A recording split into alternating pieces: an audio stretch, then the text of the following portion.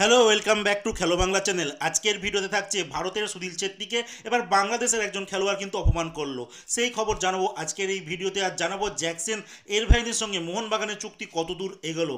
থাকছে মোহনবাগান টিম হায়দ্রাবাদ এফসির একজন খেলোয়াড়কে কিন্তু সই করাতে উদ্যোগ হয়ে নেমেছে। থাকছে খেলার আরও আপডেট খবর। তার আগে প্রতিদিনের মতো বলবো, খেলার আপডেট খবর পাওয়ার জন্য আমাদের চ্যানেলটিকে সাবস্ক্রাইব করতে একদম ভুলো না। তো চলো শুরু করা যাক আজকের প্রথম খবর। আজকে প্রথম খবরটি বলবো আরএফডিএল এর কথা। আরএফডিএল আজকে প্রথম ম্যাচে ইস্টবেঙ্গল টিম জামশেদপুরের কাছে হেরে গেছে, যেই আপডেট আমি আগের ভিডিওতে তোমাদের জানিয়ে দিয়েছি। আর ডায়মন্ড হারবার এফসি তারাও আজকে খেলতে নেমেছিল এফসি গোয়ার বিরুদ্ধে, যেই ম্যাচে ডায়মন্ড হারবার এফসি তারা এফসি গোয়াকে 3-0 গোলে কিন্তু হারিয়ে দিয়েছে। যেখানে ডায়মন্ড হারবারের হয়ে আকাশ হেমব্রাম তিনি 2টি গোল করেন আর বেঞ্জামিন 1টি গোল করেন। এরপরে যে দ্বিতীয় যে খবরটি বলবো, আইএসএলে কিন্তু নতুন একখানা স্পন্সর এসেছে। সেটা হচ্ছে পোকেমন, একটা জাপানিজ কোম্পানি, তাদের সঙ্গে গাঁটছাড়া বেঁধেছে এই আইএসএল, যেটা অফিসিয়ালি তারা তাদের সোশ্যাল মিডিয়ার পেজে কিন্তু জানিয়ে দিয়েছে। এরপরে যে খবরটি বলবো সেটা হচ্ছে মোহনবাগানকে নিয়ে। মোহনবাগান টিম হায়দ্রাবাদ এফসির একজন নির্ভরযোগ্য খেলোয়াড় যার নাম আব্দুল রবি, তাকে কিন্তু নিতে ইন্টারেস্টেড। 24 বছর বয়সী এই উইঙ্গারকে পাওয়ার জন্য কিন্তু আইএসএলের অনেক ক্লাবই চাইছে। তার সঙ্গে শোনা যাচ্ছে যে মোহনবাগানও কিন্তু এই খেলোয়াড়টিকে নিতে চাইছে। এবার দেখার বিষয় তাকে আদৌ পায় কি না, কেন অনেক ক্লাবই কিন্তু এই খেলোয়াড়টির পিছনে দৌড়াচ্ছে। আর এরপরে যেটা বলবো যে মোহনবাগান টিম এর সঙ্গে কিন্তু আরেকজন খেলোয়াড়কেও টার্গেট করেছে, সেটা হচ্ছে এফসি গোয়ার এই বছর দারুণভাবে উঠে এসেছে ব্রাইসন ফার্নান্ডেজকে। আর এই মুহূর্তে ব্রাইসনের সঙ্গে কিন্তু এফসি গোয়ার এখনও চুক্তি রয়েছে, বা দেখার বিষয় যে ব্রাইসনকে তারা নিতে পারে কিনা মোহনবাগান টিম। আর এফসি গোয়া কিন্তু একটা যা শোনা যাচ্ছে, তারা কিন্তু একটা খেলোয়াড়কে ছাড়বে, তার বদলে আরেকটা খেলোয়াড়কে নেবে, এমন একটা কিছু অফার দিয়েছে। বাট এটা কনফার্ম না। যদি এমন হয়ে থাকে সেক্ষেত্রে দেখার বিষয় মোহনবাগান কী সিদ্ধান্ত নেয়, নাকি ওয়েট করবে এই খেলোয়াড়টির সঙ্গে পুরোপুরি যখন চুক্তি এফসি গোয়ার শেষ হয়ে যাবে তারপর এর সঙ্গে কন্ট্যাক্ট করবে। দেখা যাক, সেটা পরে আপডেট আসবে, তখন জানাবো তোমাদেরকে। এরপরে যে খবরটি বলবো যে বাংলাদেশের একজন জাতীয় দলের খেলোয়াড় যার নাম জামাল ভুইয়া, তিনি কিন্তু ইন্ডিয়ার সুনীল ছেত্রীকে নিয়ে একটা অপমানজনক মন্তব্য করেছেন। তিনি যখন প্রেস কনফারেন্স করতে আসে তখন রিপোর্টাররা সুনীল ছেত্রী আর হামজার কথা জিজ্ঞাসা করে। তো সেই ক্ষেত্রে তিনি বলেন যে সুনীল ছেত্রীর সঙ্গে এই হামজার কিন্তু কোনো তুলনা হয় না।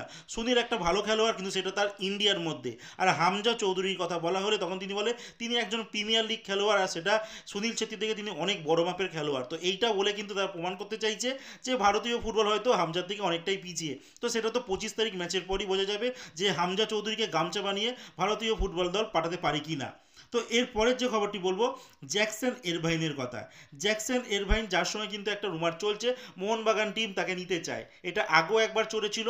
বাট বলে রাখি, এই খেলোয়াড়টি বর্তমান মার্কেট ভ্যালু 16 কোটি টাকা। তিনি বুন্দেসলিগার একটি ক্লাবে খেলছে। আর এই মুহূর্তে একটা তোমাদের আপডেট এটা দিই যে ইন্ডিয়াতে যে সমস্ত অস্ট্রেলিয়ান খেলোয়াড়রা যদি খেলতে আসছে, তারা কিন্তু তাদের জাতীয় দলের দরজা কিন্তু তারপর বন্ধ হয়ে যায়। তো জ্যাকসন এরভাইন এই মুহূর্তে দাঁড়িয়ে সেটা হয়তো করবে না, কারণ তিনি তার নিজের দলের হয়ে কিন্তু বর্তমানে খেলছেন।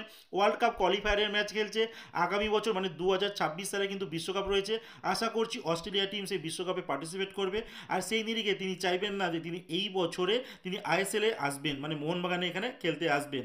যদি খেলতে আসে তা সেই ক্ষেত্রে কিন্তু তার জাতীয় দলের হয়ে খেলার স্বপ্নটা কিন্তু নষ্ট হয়ে যাবে। হয়তো হতে পারে যে তিনি ওয়ার্ল্ড কাপটা খেলে নেবে, তারপরে হয়তো মোহনবাগানে খেলতে আসবে, যেমন আমরা দেখেছিলাম জিমি ম্যাকলারেনের ক্ষেত্রে।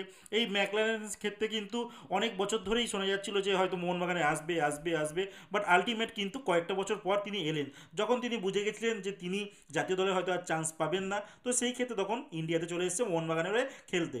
ঠিক এই জিনিসটাই হতে পারে জ্যাকসন এরভাইনের কথা। তিনি একটা পিক ফর্মে একজন খেলোয়াড়, ইউরোপে খেলছে। ইউরোপের ফুটবল কিন্তু যথেষ্ট স্পিডি, আর ইন্ডিয়ান ফুটবল কিন্তু অনেকটা স্লো। তো সেই ক্ষেত্রে মনে হয় না তিনি বুন্দেসলিগার মতো ক্লাব থেকে ছেড়ে তিনি ইন্ডিয়াতে আসবে। আর ইন্ডিয়াতে আসলে তার ওই যে বললাম জাতীয় দলের দরজা কিন্তু বন্ধ হয়ে যাবে। তিনি ওয়ার্ল্ড কাপ 2026 সালে অস্ট্রেলিয়ার দলের হয়ে কিন্তু আর খেলতে পারবেন না। সে এটা একটু ভাবার বিষয় রয়েছে। হয়তো মোহনবাগান টিম এই মুহূর্তে তার সঙ্গে যোগাযোগ রাখছে, বাট একটা সময় হয়তো আমরা দেখতে পারবো যে জ্যাকসন এরভাইন তখন হয়তো তিনি ইন্ডিয়াতে আইএসএল খেলতে আসবে মোহনবাগানের হয়ে। তো আজকের মতো খেলার খবর এতটুকুই। ভালো থেকো, সুস্থ থেকো, দেখা হচ্ছে নতুন আরেকটি ভিডিওতে।